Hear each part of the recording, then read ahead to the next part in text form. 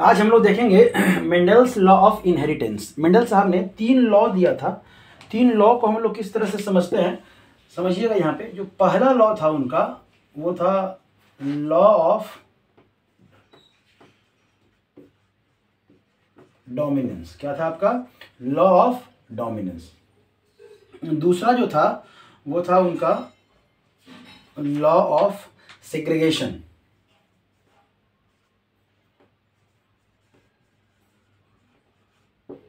ठीक है, जो दूसरा था लॉ ऑफ सेग्रीगेशन। और थर्ड जो लॉ था उनका लॉ ऑफ इंडिपेंडेंट असॉर्टमेंट। क्या था उनका? लॉ ऑफ इंडिपेंडेंट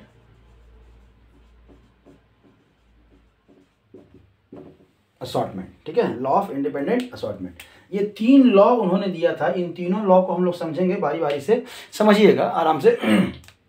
आसान है। लॉ ऑफ डोमिनेंस क्या बोलता है?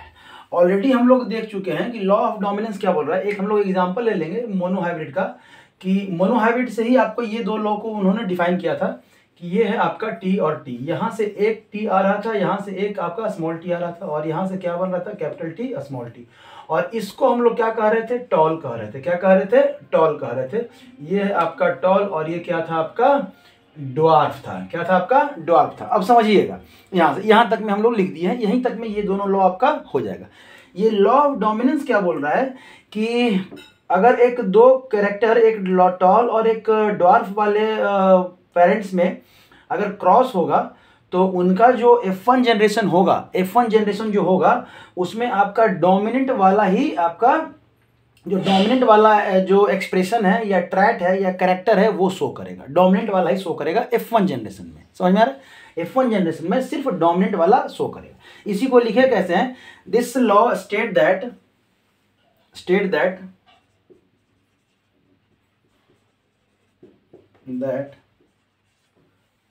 only one of the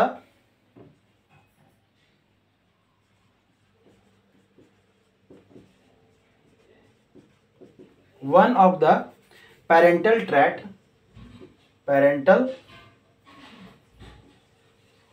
अब ट्रैट बोलिए या कैरेक्टर बोलिए, सेम है। ठीक है, ट्रैट इन F1 generation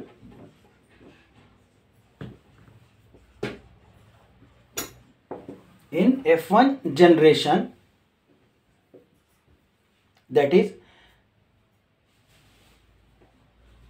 in F1 generation is display state that this law of dominance state that only one of the parental trait in F1 generation is always display कर सकते हैं, always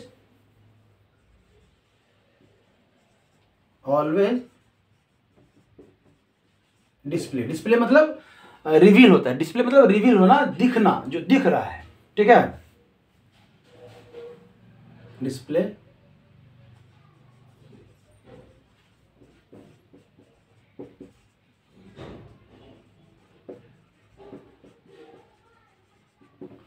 state that only one of the parental trait in F1 generation is always display only one of the parental। लिखने का जरूरत नहीं है फिर बाद में। ठीक है, यही आपको यहाँ पे बोला गया है कि एक ही पेरेंट का, और वो किस पेरेंट का? तो डोमिनेंट पेरेंट का। अभी क्या है, ये डोमिनेंट वाला कैरेक्टर था टी आपका, ये जो F1 जो जनरेशन है, इसमें आपका क्या शो कर रहा है? टॉल शो कर रहा है। क्या शो कर रहा है? टॉल। लेकिन ये ड्वार्फ वाला गैमेट भी यहाँ से आया है, लेकिन ये अपने आप को एक्सप्रेस कर पा रहा है नहीं। तो यही बोल रहे हैं कि F1 जनरेशन में एक ही पेरेंट का, अब यहाँ पे एक पेरेंट इसलिए बोला है कि एक ही पेरेंट का शो कर रहा है ना, तब क्या है कि डोमिनेंट कैरेक्टर जो है ना आपका शो करेगा। इसी को कहते हैं हम लोग लॉ ऑफ डोमिनेंस। एकदम सिंपल सब क्या कर सकते हैं, वर्ड में आपको लिखा हुआ, इससे ज्यादा मत लिखिएगा, और इस तरह से आप दिखा दीजिएगा आप ये करके। ठीक है, तब है लॉ ऑफ सेग्रीगेशन क्या बोलता है? लॉ ऑफ सेग्रीगेशन को लॉ ऑफ प्योरिटी भी बोलते हैं। ठीक है, इसको हम लोग दूसरा नाम क्या है और कह सकते हैं? Law of purities of gametes. Purities of gametes, law of purities of gametes. ये लॉ क्या बोल रहा है? This law state that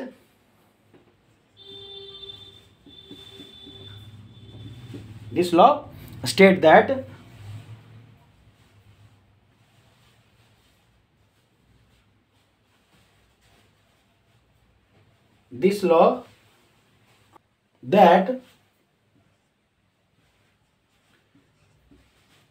each pair of alleles of a gene, एक जीन में एक कैरेक्टर का कितना एलील्स, 2 एलील्स दिख रहा है, एक कैरेक्टर का कितना alleles, 2 alleles, each pair of alleles of a gene are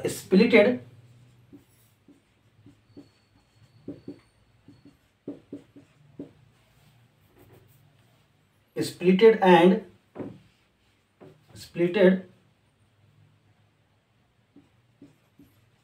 and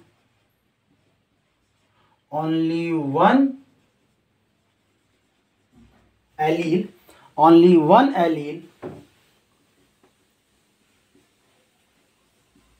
of a gene passes from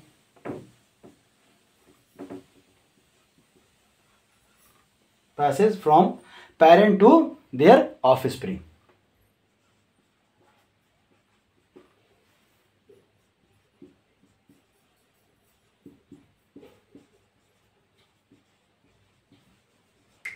of spring समझिएगा, ये भी इसी से समझेंगे हम लोग। Homozygous parent, dominant parent, recessive parent, एक गैमेट आया बॉन्ड बना। अब क्या बोल रहा है, this law state that each pair of alleles of a gene are splitted and only one, split मतलब टूटना, बिखरना। यहाँ पे क्या है, 1 पेयर है, 2 गैमेट्स है, 2 गैमेट्स में स्प्लिट हुआ, ये टूटा, तो कितना गैमेट आया, एक ही गैमेट आया ना, एक ही गैमेट आपका पास किया, कहां से, आपका पेरेंट से ऑफ स्प्रिंग में। यही आपका क्या है, आपका ऑफ स्प्रिंग। ऑफ स्प्रिंग कहिए, नेक्स्ट जनरेशन कहिए, सही, चाहे F1 जनरेशन कहिए, आपका ये नेक्स्ट जनरेशन की बात कर रहा है, ठीक है। और ये क्या है, आपका पेरेंट है, ये क्या है, आपका पेरेंट। तो पेरेंट से बोल रहा है कि पेरेंट के एक जीन में 2 एलील्स, वो स्प्लिट करके आपका एक जो गैमेट है या एक एलील जो है वो पास करता है गैमेट के फॉर्म में, और वो जाइगोट का फॉर्मेशन करता है। यही बोल रहा है आपका लॉ ऑफ सेग्रीगेशन। इसी को इसलिए हम लोग क्या होता है, law of purity of gametes. क्यों, क्योंकि यहां से प्योर गैमेट, यहां से भी प्योर गैमेट आया, और तो आपका एक हेटेरोजाइगस हाइब्रिड बना F1 जनरेशन का। तो यहां पे कहते हैं लॉ ऑफ प्योरिटी, मतलब इसमें ये बता रहा है, और इसका कोई एक्सेप्शन नहीं है, इस लॉ का कोई एक्सेप्शन नहीं है, क्योंकि जब भी आएगा तो गैमेट जो है ना 50% गैमेट ही आएगा, और वो प्योर गैमेट ही आएगा। क्या आएगा, प्योर गैमेट ही आएगा। हाइड्रोजाइगस गैमेट कभी नहीं आएगा, चाहे हम मोनोहाइब्रिड की बात करें, चाहे हम डाइहाइब्रिड की बात करें, कभी भी हेटेरोजाइगस गैमेट का ट्रांसफर नहीं होगा, ठीक है। तो ये आपका सिंपल वर्ड में रहा। तब हम लोग पढ़ते हैं लॉ ऑफ इंडिपेंडेंट असॉर्टमेंट, इसको मिटा लेते हैं। लॉ ऑफ इंडिपेंडेंट असॉर्टमेंट ये बोल रहा है, ये क्या बोलता है कि इसमें आपका पेयर ऑफ, ये डाइहाइब्रिड क्रॉस के थ्रू जो है ना, इसको एक्सप्लेन किए थे, डाइहाइब्रिड क्रॉस के थ्रू। डाइहाइब्रिड क्रॉस का आप देखिएगा, यहाँ पे थोड़ा सा आप हम लोग झलक देखते हैं कि कैपिटल टी शॉर्ट में हम लोग जल्दी से कर लेते हैं, ठीक है। ये ऑलरेडी हम लोग कर चुके हैं लास्ट वीडियो में। यहाँ से गैमेट आया था टी और आर, ठीक, देखिए एक ही गैमेट आर, एक का ये आपका सेग्रीगेशन वाला काम कर, यहाँ से आपका बना small T capital R small R, एक हाइब्रिड का फॉर्मेशन हुआ। ये आपका F1 जनरेशन था। लास्ट में यहाँ से कितने गैमेट्स बन रहे थे, 4 गैमेट्स बन रहे थे,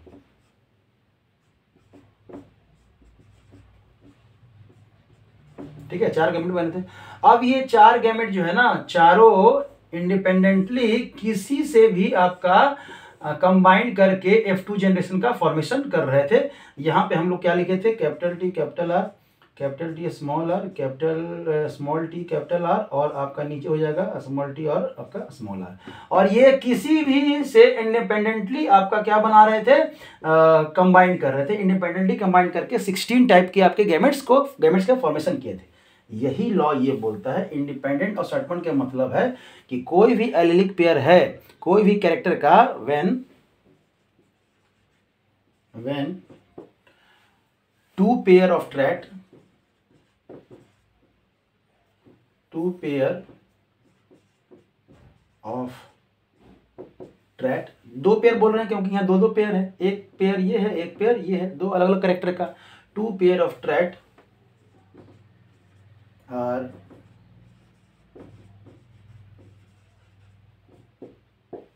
इंडिपेंडेंटली, कह सकते हैं independently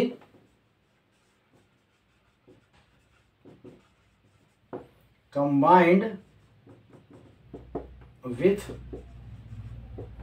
other different pair of trat in F2 generation of dihybrid cross. When two pair of trats are independently combined with other different pair of trat in F2 generation of dihybrid cross. समझ में आ रहा है कि independently ये इससे ये इससे ये इससे ये इससे करके हम लोग capital D capital D capital R वहाँ पूरा हम लोग बॉक्स भरे थे। तो यही बोल रहा है इनका थर्ड लॉ कि ये गैमेट जो है ना वो इंडिपेंडेंटली आपका कंबाइन करते हैं। इनमें कोई रूल नहीं है कि ये इससे ही करेगा ये इससे ही करेगा। समझ में आ रहा है, किसी से भी कोई भी कर सकता है। और इसी को जो हम लोग आगे जो नेक्स्ट टॉपिक है हमारा सेक्स डिटर्मिनेशन, वहाँ पे हम लोग को काम आएगा। सेक्स डिटर्मिनेशन में ये काम आएगा, शॉर्ट में हम लोग समझेंगे तो ज़्यादा अच्छा रहेगा वहाँ पे, ठीक है, नेक्स्ट टॉपिक में। तो ये छोटा सा एक डेफिनेशन लिखेंगे, अलग अलग टाइप का डेफिनेशन लिखा रहता है, आपको जो आसान लगे। अगर इससे भी छोटा कोई डेफिनेशन है आपका, आप अगर समझ गए तो खुद से भी लिख सकते हैं। ऐसा नहीं कि हम यही लिखें तो यही लिखना है आपको। समझ में आ रहा है, अलग अलग बुक में जाइएगा तो अलग अलग तरीके से आपको देखने को मिलेगा। समझ में आ रहा है, कोई दिक्कत? बस मेन फंडा क्या है कि जो गैमेट्स आपका बना डायहाइब्रिड क्रॉस के F1 जनरेशन में, वो इंडिपेंडेंटली आपका कंबाइन करेगा F2 जनरेशन के लिए और आपका डिफरेंट डिफरेंट ऑर्गेनिज्म का ये कह सकते हैं फॉर्मेशन करेगा। ठीक है, तो अब एक छोटा सा टॉपिक हम लोग जो पहले कर रहे थे बिना पढ़े हुए, लास्ट वीडियो में हम लोग देखे थे, बैक क्रॉस टेस्ट क्रॉस क्या होता है समझिएगा। बैक क्रॉस क्या है आपका? The cross between when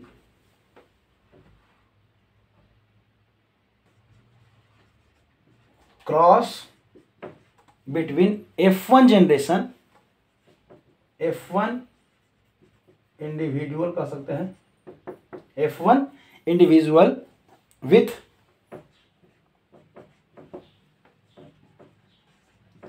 any of the parent, any of the parent. ठीक है, अब पेरेंट दो टाइप का, आपका पेरेंट जो है ना दो टाइप का। आपका पेरेंट क्या है? डोमिनेंट पेरेंट भी है और आपका क्या है? रिसेसिव पेरेंट्स भी है। क्या है आपका? रिसेसिव पेरेंट्स भी है। दो टाइप का पेरेंट्स है आपका।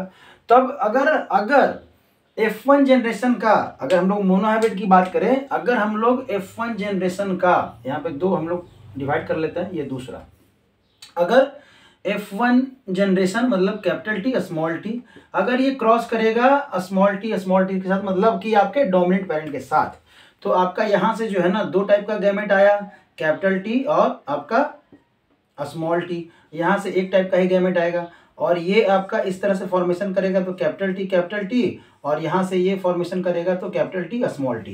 मतलब अगर मोनोहाइब्रिड क्रॉस की बात करें, तो आपका जो बैक क्रॉस का जो रेशियो होगा वो कितना होगा? 1:1 कितना होगा? 1 होगा। कितना होगा आपका? 1:1, क्योंकि दो टाइप के पेरेंट्स बनेंगे और दोनों टाइप के पेरेंट्स का रेशियो कितना है? एक टाइप का ये है, एक टाइप का ये है, तो 1:1। कोई दिक्कत? समझ में आया?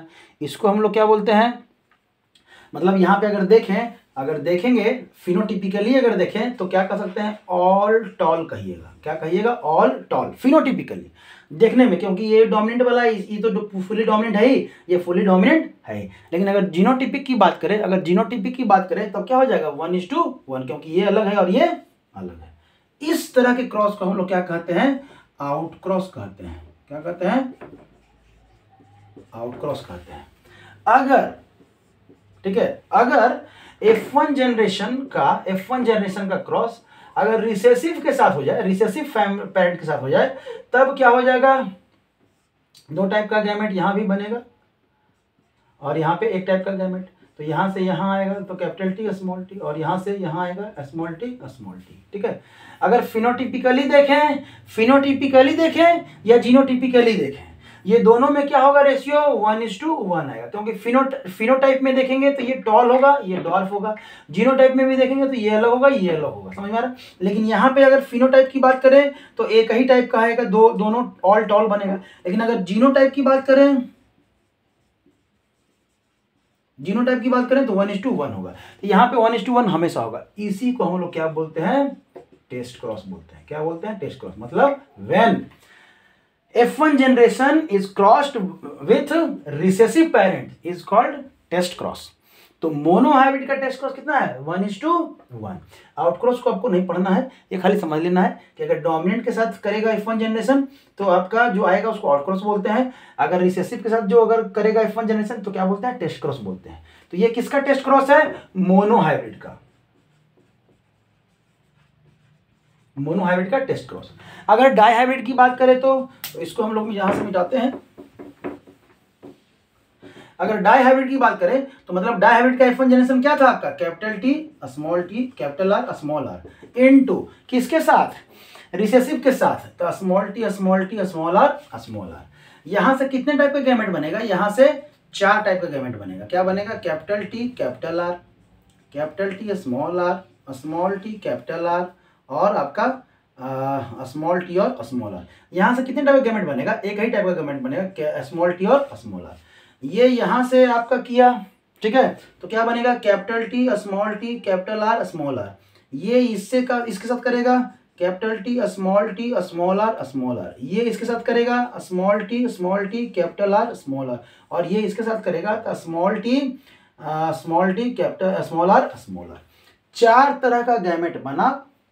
ये क्या है, टॉल राउंड, ये क्या है, टॉल रिंकल, ये क्या है, ड्वार्फ रिंकल, ड्वार्फ राउंड, और ये क्या है, ड्वार्फ रिंकल। ये चारों अलग अलग टाइप का है। मतलब चाहे आप फिनोटाइप की बात करें या आप जीनोटाइप की बात करें, जो रेशियो होगा डाई हाइब्रिड के लिए 1:1:1:1। मोनो हाइब्रिड का रेशियो 1:1, डाई हाइब्रिड का रेशियो तो 2 बार लिख दीजिए, 1:1:1, 2 बार। मोनो हाइब्रिड को 2 बार लिख दीजिए। अरे मोनो मतलब 1, डाई मतलब 2, तो इसका रेशियो को 2 बार लिख दीजिए तो हो गया। तो ये आपको पूछा जाता है। आगे आप जाएंगे नीट का तैयारी करेंगे, नीट का तैयारी करेंगे, वहाँ पे भी ये आपको नीट के एग्जाम में बहुत बार पूछा जा चुका है। प्रीवियस ईयर आप या कोई आपके घर में होगा तो आप देख सकते हैं उनके प्रीवियस ईयर क्वेश्चंस को उठा के कि monohybrid cross test cross का मोनो हाइब्रिड का रेशियो क्या है, टेस्ट क्रॉस का डाई हाइब्रिड का रेशियो क्या है। समझ में आया। तो ये रहा था आपका टेस्ट क्रॉस कि किस तरह से हम लोग करते हैं जब F1 जनरेशन को हम लोग रिसेसिव पेरेंट से क्रॉस करवाते हैं, मोनो हाइब्रिड के लिए, डाई हाइब्रिड के लिए।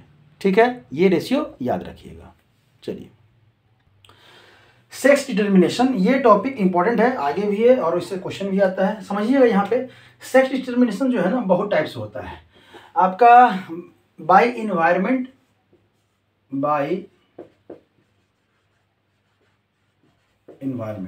इन्वायरमेंट के द्वारा जो सेक्स डिटर्मिनेशन हुआ, ठीक है, इसको बाद में हम लोग क्या बोलते हैं वो हम लोग देखेंगे। तो इन्वायरमेंट कैसे सेक्स डिटरमाइन करेगा भाई, हमें तो अभी तक पता है कि मेल और फीमेल के आपके जाइगोट के फ्यूजन से जो है ना जाइगोट बनता है और वही डिसाइड होता है कि मेल का कौन सा गया। तो ये ह्यूमन बीइंग के रिस्पेक्ट में, किसके रिस्पेक्ट में, ह्यूमन बीइंग के रिस्पेक्ट में। ठीक है, तो यहाँ पे लिख सकते हैं in some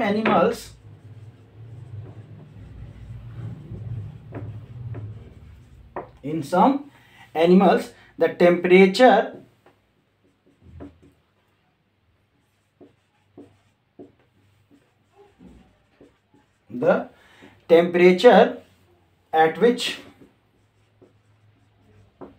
at which fertilized eggs are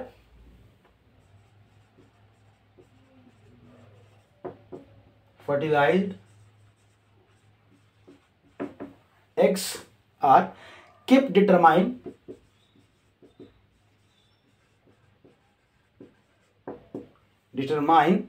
whether the animals is male or female. Determine animals male और फीमेल। एक छोटा सा एग्जांपल लेंगे आपका, इसी को हम लोग कहते हैं, अगर हनी बी की बात करें, सेक्स डिटरमाइन आफ्टर फर्टिलाइजेशन, मतलब इसमें जो है ना इन्वायरमेंट जो डिटरमाइन कर रहा है तो वो फर्टिलाइजेशन के बाद कर रहा है। तो हम लोग कह सकते हैं that is sex determine after fertilization. अब आफ्टर फर्टिलाइजेशन आपको डिटरमाइन कर रहा है, इसका एग्जांपल क्या है आपका हनी बी, हनी बी में इनके नॉरिशमेंट के बेसिस पे, टेम्परेचर के बेसिस पे आप उसमें मेल आपका हनी बी और फीमेल हनी बी का क्या होता है, डेवलपमेंट होता है, क्वीन का डेवलपमेंट होता है। पूरे उस जो आप हनी बी का जो आप ये देखे होंगे, क्लस्टर देखे होंगे, कॉम्ब, कॉम्ब कहते हैं ना, हनी बी, हनी छत्ता नहीं कहते हैं, मधुमक्खी का छत्ता, हनी कॉम्ब जिसको कहते हैं, उसमें बहुत सारे हनी बीज होते हैं और उसमें से मेल बहुत सारे 3 4 5 मेल होते हैं, एक छत्ते पे 3 4 मेल होते हैं, एक क्वीन होती है और बाकी जितने भी आपको नजर आते हैं वो सब वर्कर्स होते हैं। 3 कैटेगरी में बांटे हैं, ये डिटेल में आगे पढ़ना है, बस यहाँ खाली सुन लीजिए, ठीक है। 3 कैटेगरी में बांटे हैं।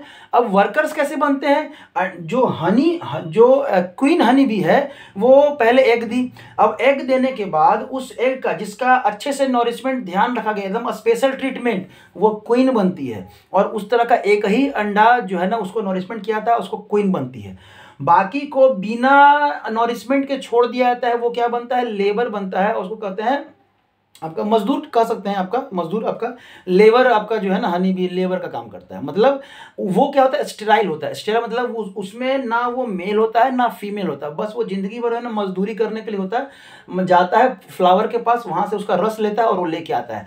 हनी क्वीन हनी बी जो है वो बस बैठ के राजशाही से आराम करती है। और एक हनी कॉम्ब में आपका 3 4 मेल होता है, 3 4 मेल होता है।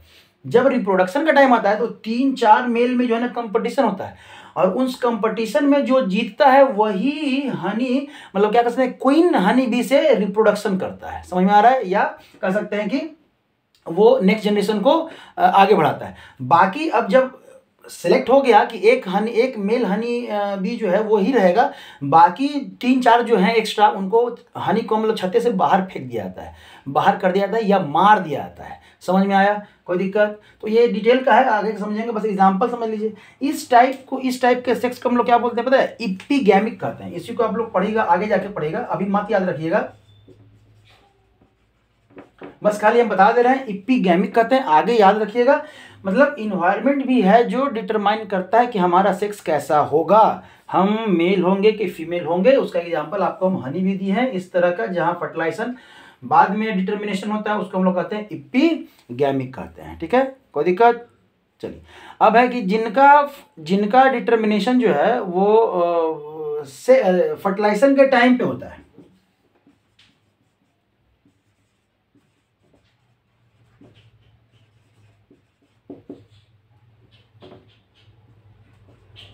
डिटर्मिनेशन जो है आपके during sex determination during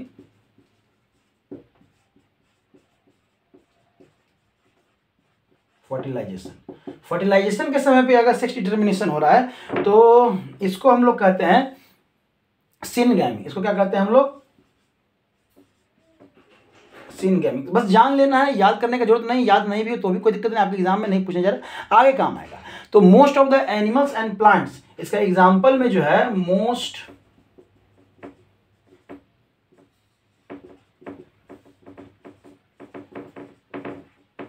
animals, जैसे हम लोग वगैरह में भी, हम लोग में भी यही होता है सिनगामी। हमारा फर्टिलाइजेशन के टाइम पे ही जो है ना हमारा ये डिसाइड होता है कि क्या होता है, हमारा सेक्स है ना क्या होगा, ठीक है। तो कुछ फर्टिलाइजेशन के पहले भी हो जाता होगा। तो बिफोर फर्टिलाइजेशन अगर कहें,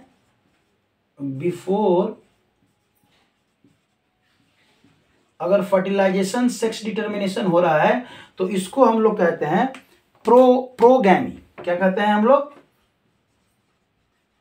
प्रोगैमिक। मतलब फर्टिलाइजेशन हुआ नहीं है, उसके पहले ही हमको पता चल जाएगा, ठीक है। तो किसका होता है, तो ये भी इन्वायरमेंट के थ्रू होता है। किसका होता है, ड्रोन हनी बी, जो मतलब मजदूर कहते हैं ना, मजदूर, ड्रोन हनी बी का आपका इसका एग्जांपल में क्या आ जाएगा,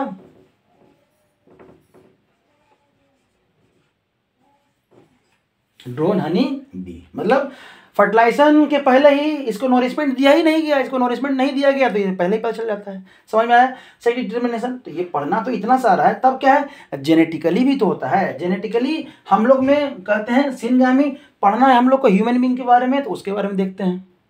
अगर ह्यूमन की बात करें तो देखिए, जो मेल हैं उनमें 46, अगर आप मेल की बात करें तो आपका 46 क्रोमोसोम, अगर फीमेल की बात करें तो इसमें भी 46 क्रोमोसोम। अगर इसको हम लोग पेयर में बोलें तो 23 पेयर हो जाएगा। यहां भी कितना हो जाएगा? 23 पेयर क्रोमोजोम। ठीक है, अब इस 23 में जो है दो टाइप के क्रोमोजोम होते हैं, एक होता है ऑटोजोम और दूसरा होता है सेक्स क्रोमोजोम। यहां पे भी 22 क्या होता है आपका? 22 पेयर जो है आपका होता है ऑटोजोम्स, यहां पे ऑटोजोम, और एक जो होता है आपका सेक्स क्रोमोजोम। ठीक है, अब देखिए सेक्स ऑटोजोम्स कितने हैं? तो 23 में से 22 पेयर जो हैं, 22 पेयर बोलिए, या आप क्या बोल सकते हैं, इधर लिख लीजिए, या आप क्या कर सकते हैं 44 बोलिए या 22 पेयर बोलिए, ये क्या होते हैं? ऑटोजोम्स होते हैं। और एक जो होता है 1 पेयर आपका क्या होता है? Sex chromosome. अगर मेल की बात कर रहे हैं तो इसमें क्या आता है? एक्स और वाई। ठीक है, अगर इसमें बात करें तो इसमें भी 44 बोलिए या आप 22 पेयर बोलिए, ये क्या है? ऑटोजोम्स। और इसमें सेक्स क्रोमोजोम कितना होता है? 1 पेयर को कहते हैं सेक्स क्रोमोजोम, और फीमेल में क्या होता है? एक्स और एक्स। समझ में आया? अब एक मेल और एक फीमेल, मतलब मेल के पास कितने तरह के गैमेट? 2 तरह के गैमेट। कौन कौन सा गैमेट है? तो एक्स है और क्या है आपका? वाई है। फीमेल के पास कितने तरह का गैमेट? एक ही टाइप का गैमेट है। यहाँ पे एक्स एक्स की बात करें तो यहाँ से कितना गैमेट बनेगा? एक ही टाइप का बनेगा। तब अगर मेल का एक्स क्रोमोसोम फीमेल के एक्स से मिलेगा तो क्या बनेगा? X x. और तब कहते हैं कि हमारा क्या है? बेबी चाइल्ड, मतलब फीमेल का फॉर्मेशन होगा आपका, मतलब जो नेक्स्ट जनरेशन हो क्या होगा? फीमेल हो। अगर मेल का वाई अगर एक्स से करे तो क्या बनेगा? एक्स और वाई बनेगा, एक्स और वाई बनेगा, और ये क्या होगा? आपका मेल होगा या मेल चाइल्ड होगा। क्या होगा? Male child. ठीक है,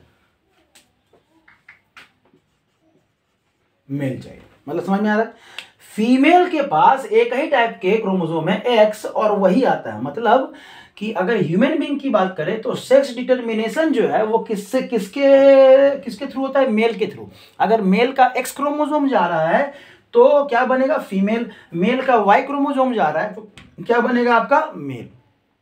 लेकिन फिर भी हम लोग समाज में अगर लड़की पैदा हो रही है, लड़का नहीं पैदा हो रहा है, तो हम लोग किसको दोष देते हैं? हम लोग फीमेल को देते हैं, फीमेल को। तो इसलिए जितने भी बच्चियां हैं जो आप सुन रहे हैं, ये आपको 2 से लड़ना है। एक तो आपको समाज से लड़ना है और अपनी ही प्रजाति से भी लड़ना है, तभी, क्योंकि आपका एक ही चीज है जो सबसे आपको आगे ले जा सकता है, वो है कलम। आप जितना पढ़ेंगे वही आपको आगे ले जाएगा। नहीं तो इस पुरुष प्रधान समाज में आपका कोई गलती नहीं होते हुए भी आपको मारा जाएगा, पीटा जाएगा, जलाया जाएगा, भगाया जाएगा, कुछ भी किया जा सकता है। समझ में आ रहा है? यहाँ पे कोई गलती नहीं है। मेल में 2 तरह के chromosome, X chromosome, Y chromosome. अगर एक्स क्रोमोसोम आया तो फीमेल, वाई क्रोमोसोम गया तो मेल।